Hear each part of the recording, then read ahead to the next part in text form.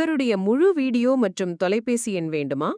உடனே இப்ப நீங்க பார்த்த இந்த வீடியோ கீழே இருக்கிற இந்த பொம்மையின் கை விரலை தொடுங்க போதும், முழு வீடியோ ஃபோன் நம்பர் கிடைக்கும்.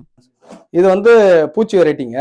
இதில் பார்த்தீங்கன்னாக்கா மிளகா ப்ளஸ் வசம்பு இதை வந்துட்டு அரைச்சி ஊற வச்சு இது கூட கோமியத்தில் தெளித்து வச்சிருக்கிறேங்க. கோமியத்தில் ஊற வச்சு வச்சிருக்கிறேங்க. எனக்கு எப்போ தேவைப்படுதோ அப்போல்லாம் நான் வந்து எடுத்து இதை வந்து தயார் பண்ணி வச்சுக்கிறதுனால எப்போ வேணாலும் நான் எடுத்து இது தெளிச்சிக்கலாம். நான் இதுக்காக போய் கடையில் ஒரு மருந்தை வாங்கணும் போகணுன்ற அவசியமே இல்லைங்க. ஏன்னா இது எல்லாமே நானே உற்பத்தி செஞ்சே வச்சிருக்கிறேன். பூச்சியினுடைய தாக்கம், புழுக்களினுடைய தாக்கம் இது எல்லாமே கட்டுப்படுத்தும். இது எதுவும் பயிரை தாக்காது. பயிரை தாக்காததுனால நம்மளுக்கு விளைச்சல் கூடுதலா இருக்கும். வரதுக்கு முன்னாடியாவும் அடிக்கலாம். இந்த பூச்சி வெரைட்டி பாத்தீங்கன்னாக்கா இது டோஸ் கொஞ்சம் அதிகமா இருக்கும். அதாவது 5ல கரைசல்னாக்கா பூச்சி வர்றதுக்கு முன்னாடியே அடிக்கலாம். இந்த வசம்பு பாத்தீங்கன்னாக்கா பூச்சி வந்ததுக்கு அப்புறம் அடிச்சோம்னாக்கா தண்டு துளைப்பான் இந்த மாதிரியான நோய்கள்லாம் இது வந்து கத்திரிக்கு ரொம்ப அவசியம்ன்றதுனால நான் இப்ப தயார் பண்ணி வச்சிருக்கிறேங்க. இது ஈயம். இது பாத்தீங்கன்னா பரங்கிக்காய், பூசணிக்காய், பப்பாளி,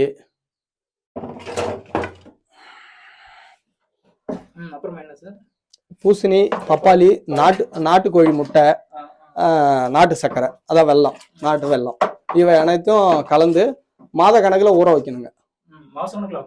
ஆமாங்க, ஒரு 2 மாசம் அந்த மாதிரி ஊற வச்சோம்னா இதனுடைய எஃபெக்ட் செமையா இருக்குங்க. இதை வந்து நீர் வழியில 10 லிட்டருக்கு 200 ml இது அடிக்கிறதுனால என்ன ஆகும்னா பயிர் வந்து திரட்சியா இருக்குங்க. எல்லா பயிருக்குமே இதை வந்து பயன்படுத்திக்கலாம். இது வந்து பாத்தீங்கன்னா அனைத்து காய்கறி வகைகளுக்குமே செய்யலாங்க.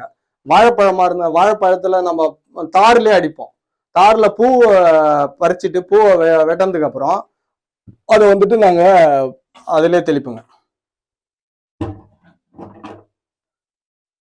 இதனால என்ன ஆகும்னா வாழைப்பழம் வந்து நல்ல திரட்சியா உருட்டாவும் சுவையாவும் இருக்குங்க. இது மீன் அமிலம்.